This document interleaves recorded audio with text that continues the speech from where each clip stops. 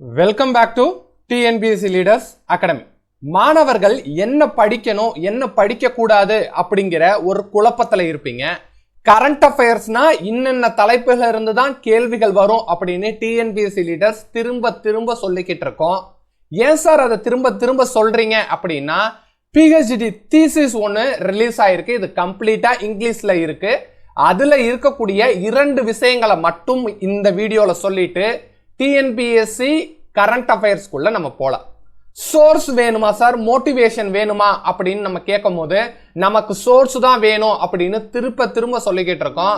ஏன்னா பிஹெச்டி தீசிஸ்ல என்ன சொல்றாங்க அப்படின்னா, படிக்க முடியாம தான் என்ன பண்றாங்க மாணவர்கள் இந்த டிஎன்பிஎஸ்சில இருந்து வெளியில போறாங்களே தவிர மோட்டிவேஷன் இல்லாம வெளியில போல அப்படிங்கிற தீசிஸ் வந்திருக்கு. அதனாலதான் என்ன சொல்றோம், கரண்ட் அஃபேர்ஸ் இந்த பகுதியில இருந்து தான் வருது அப்படிங்கிற சோர்ஸை உங்கள்கிட்ட எடுத்து சொல்லிக்கிட்டு இருக்கோம்.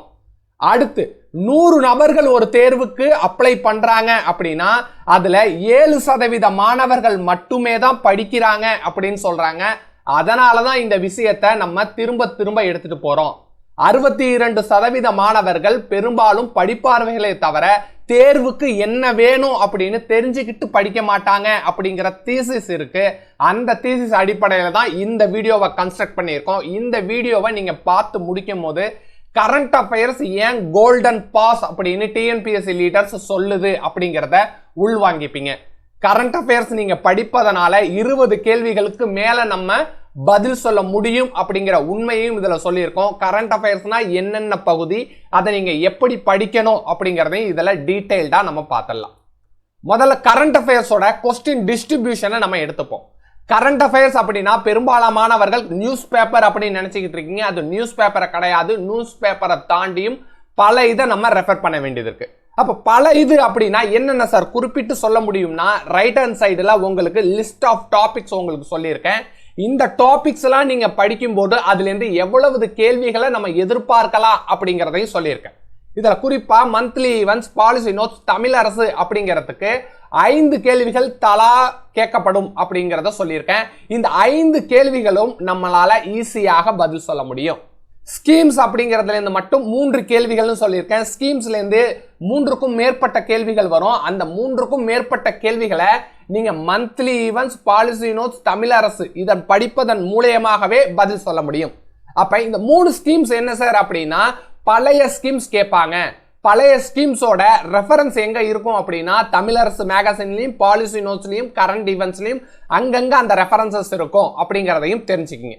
அப்ப 20 கேள்விகள் நமக்கு வரப்போது. அந்த 20 கேள்விகள்ல இருந்து நம்மளுடைய டார்கெட் என்ன அப்படின்னா 5 கேள்விகளுக்கு மேல குறிக்கணும். ஏன் சார் 5 கேள்விகள் போதுமா அப்படின்னா, கரண்ட் அஃபேர்ஸ்னா என்னன்னு கன்ஃபியூஷன் இருக்கிற மாணவர்களுக்கு ஒரு விதைய போடுற மாதிரி தான் இந்த 20க்கு 5 நீங்க முதல்ல டார்கெட் பண்ணுங்க அப்படிங்கறத சொல்றோம். இந்த 5 கேள்விகள் நீங்க சரியா குறிச்சிட்டீங்க அப்படின்னா நீங்க 10,000 நபரை காண்டியும் நீங்க முன்னணியில இருக்கலாம். ஒரு கேள்வி சரியா குறித்த மாணவர் 100 மாணவர்களை தாண்டி இருப்பாரு, 1000 மாணவர்களை தாண்டி இருப்பாரு அப்படிங்கறத நீங்க கேள்விப்பட்டிருப்பீங்க. அது 100க்கு 100 சயின்டிபிக் முறையில சொல்றதுதான். அடுத்து நம்ம என்ன பண்ண போறோம், கோல்டன் பாஸ் அப்படிங்கிறது தெரிஞ்சிருச்சு. நம்மளுடைய டார்கெட் என்னன்னு தெரிஞ்சிருச்சு. ஆல்ரெடி இந்த தேர்வுல வெற்றி பெற்றவங்க என்ன சொல்றாங்க அப்படின்னு பாருங்க. முதல்ல ரேங்க் 1 எடுத்த சாரை பார்த்துக்கலாம். ரேங்க் 1 எடுத்த சார் என்ன சொல்றாங்கன்னா, கரண்ட் அஃபேர்ஸ் உங்களுடைய வெற்றியை தீர்மானிக்கும் அப்படிங்கிறத சொல்றாரு. அதனாலதான் டிஎன்பிஎஸ்சி லீடர்ஸும் கோல்டன் பாஸ் அப்படிங்கிறத சொல்றோம். டிசிடிஓ எடுத்த மேடம் என்ன சொல்லியிருக்காங்க, நான் கரண்ட் அஃபேர்ஸ் பேட்ச்ல ஜாயின் பண்ணேன், பாலிசி நோட்ஸையும் படிச்சுட்டு தான் நான் தேர்வுக்கு போனேன் அப்படிங்கிறாங்க. அப்ப டிஸ்கிரிப்ஷன் மெயின்ஸ்லயே கரண்ட் அஃபேர்ஸ் நமக்கு ஹெல்ப் பண்ணுது அப்படின்னா எம்சிக்யூல கண்டிப்பாக ஹெல்ப் பண்ணும். அடுத்து நம்மளுடைய மாணவர் என்ன பண்ணிருக்காரு, கோஆபரேட்டிவ் சொசைட்டில இருக்கக்கூடிய இன்ஸ்பெக்டர் போஸ்ட் எடுத்திருக்காப்ல. அவர் என்ன சார் சொல்றாரு அப்படின்னா, நீங்க கொடுத்துட்டு போன கரண்ட் அஃபேர்ஸ் நான் படிச்சேன், அதன் மூலமாக நான் வேலைக்கு போயிருக்கேன் அப்படின்னு சொல்றாரு. அப்ப இந்த விஷயம் தெரிஞ்சிடுச்சு அப்படின்னா நீங்க விட மாட்டீங்க, கரண்ட் அஃபேர்ஸை தேடி தேடி படிப்பீங்க. கரண்ட் அஃபேர்ஸ் படிப்பதன் மூலமாக என்ன இருக்கு, கரண்ட் அஃபேர்ஸ்ல இருந்து எந்த பகுதியிலிருந்து கேள்விகள் வரும், எந்த தலைப்பில இருந்து கேள்விகள் வரும் அப்படிங்கறத சொல்லியாச்சு. நம்மளுடைய டார்கெட் வெறும் 5 கேள்விகள் அப்படின்னு சொல்லியாச்சு. 20 கேள்விகள்ல இருந்து இந்த வெறும் 5 கேள்விகள் தான் அப்படின்னு நீங்க நினைச்சீங்கன்னா அந்த 5 கேள்விகள் உங்களை எந்த உயரத்துக்கு எடுத்துட்டு போகும் அப்படிங்கறதையும் டீடைல்டாக சொல்லியிருக்கு. கரண்ட் அஃபேர்ஸ் படிக்கிறதுனால நமக்கு என்ன சார் இருக்கு அப்படின்னா, டைரக்டா கரண்ட் அஃபேர்ஸ்ல இருந்து வர கேள்விகளை நம்மளால பதில் சொல்ல முடியும். பிற பாடங்கள்ல இருக்கக்கூடிய இன்டகிரேஷன் ஆஃப் சிலபஸ்ல கேட்கக்கூடிய கேள்விகளுக்கு நம்மளால பதில் சொல்ல முடியும். பாலிட்டிலயோ எக்கனாமிலயோ கேள்விகள்ல ஒரு பகுதியாக அந்த கரண்ட் அஃபேர்ஸை ஆட் பண்ணி கேட்டிருப்பாங்க. அப்படிப்பட்ட கேள்விகளை நம்மளால என்ன பண்ண முடியும், பதில் சொல்ல முடியும். அடுத்து சரியான வினாக்கு நம்ம எடுத்துட்டு போறதுக்கு, ஆப்ஷனை எலிமினேட் பண்றதுக்கு, கெஸ் பண்றதுக்கு தெரிஞ்சுக்கிங்க. இது ஃப்ளூக்கு கிடையாது, லக்கு கிடையாது, கெஸ் பண்ணணும். Intelligent guessing. ஒரு 4 ஆப்ஷன் இருக்கு, அந்த 4 ஆப்ஷன்ல இருந்து இந்த 2 வராது, இந்த 3 வராது அப்படிங்கிற எலிமினேஷனுக்கு என்ன ஹெல்ப் பண்ணும், கரண்ட் அஃபேர்ஸ் ஹெல்ப் பண்ணும். கவர்மெண்ட் ஸ்கீம்ஸை நம்ம ஸ்பெசிஃபிக்கா டார்கெட் பண்ண போறோம். ஸ்பெசிஃபிக்கா டார்கெட் பண்ணும் போது கவர்மெண்ட் ஸ்கீம்ஸ்ல இருந்து நமக்கு கேட்கக்கூடிய கேள்விகளுக்கு தெளிவாக பதில் சொல்ல முடியும். தமிழ்நாடு சம்பந்தப்பட்ட கேள்விகளை நம்ம தமிழரசு மூலியமாகவும், பாலிசி நோட்ஸ் மூலியமாகவும், பட்ஜெட் மூலியமாகவும் நம்ம படிச்சுட்டு போறதுனால அந்த தலைப்புல இருந்து வரக்கூடிய கேள்விகளுக்கு நம்மளால பதில் சொல்ல முடியும். அப்ப கம்ப்ளீட் சிஏ பேக்கேஜ் 1000 ரூபாய் அப்படின்னு நம்ம பிக்ஸ் பண்ணியிருக்கோம்.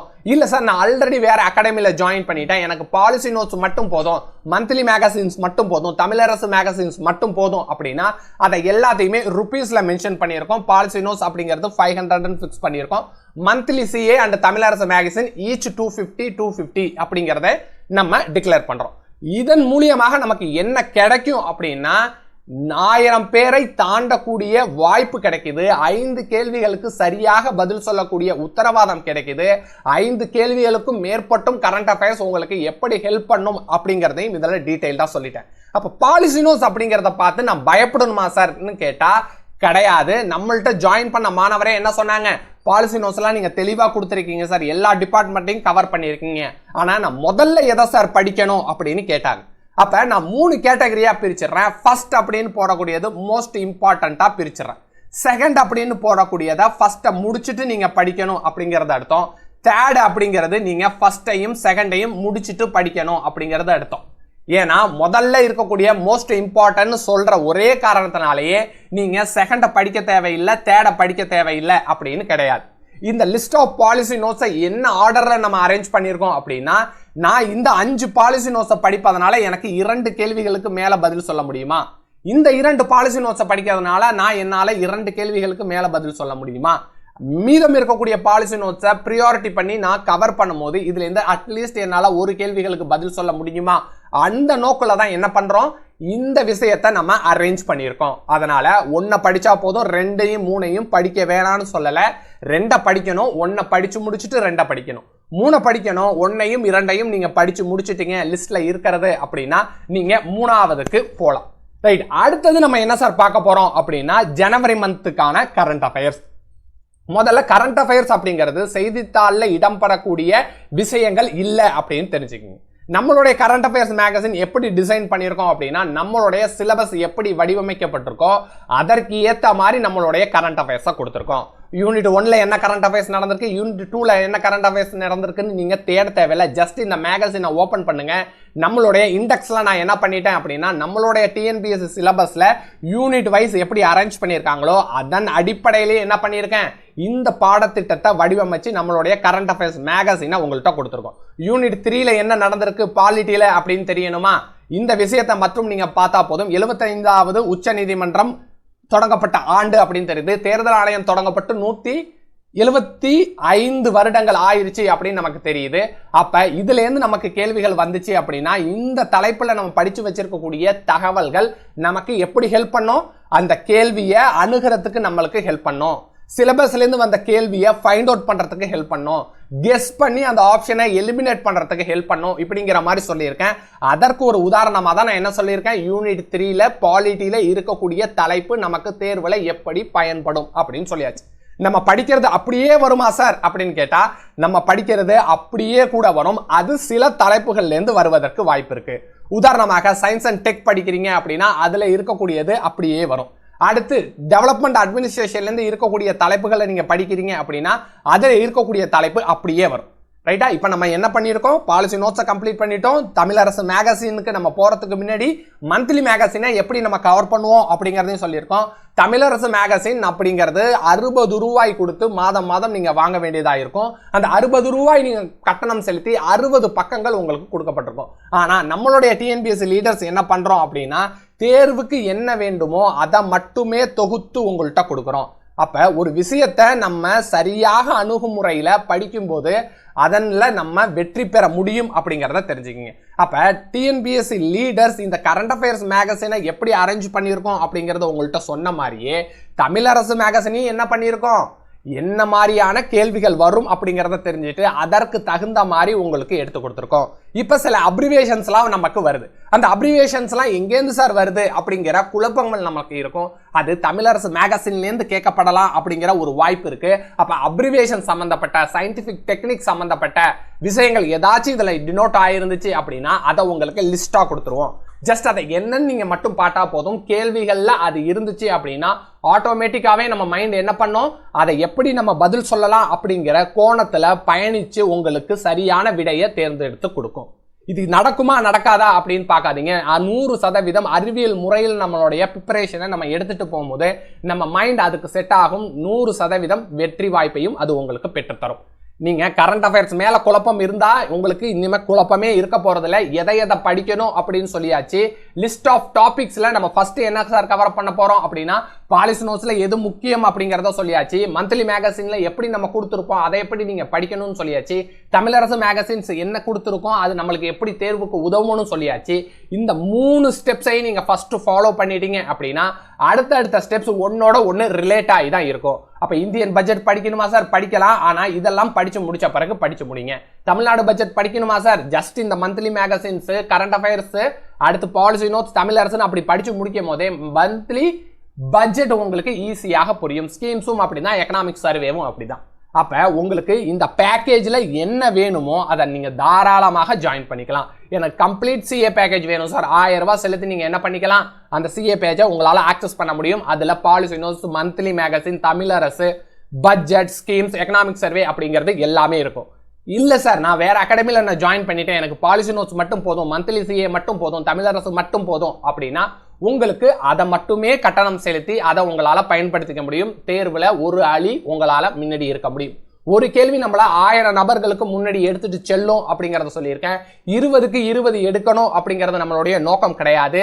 கரண்ட் அஃபேர்ஸ்னாலே என்னன்னு தெரியாத மாணவர்களுக்கு என்ன சொல்லிக்கிறோம்னா 5 கேள்விகளுக்கு முதல்ல முயற்சி பண்ணுங்க. அந்த முயற்சி பண்ணும் போதே உங்களுக்கு கான்ஃபிடன்ஸ் பில்ட் ஆகணும். அந்த கான்ஃபிடன்ஸ் உங்களை 20க்கு 20 எடுத்து வைக்கும். கரண்ட் அஃபேர்ஸை தாண்டி கேட்கப்பட்ட கேள்விகளுக்கும் கரண்ட் அஃபேர்ஸை ஆட் பண்ணி கேட்கப்பட்ட கேள்விகளுக்கும் தெரியாத கடினமான வினாக்களுக்கு கெஸ்ஸிங்ல, ஆப்ஷன் எலிமினேஷன்ல பதில் சொல்வதற்கும் இது உங்களுக்கு பயன்படும் அப்படிங்கறத தெரிவிச்சுக்கிட்டு wish you all the best. Thank you to all.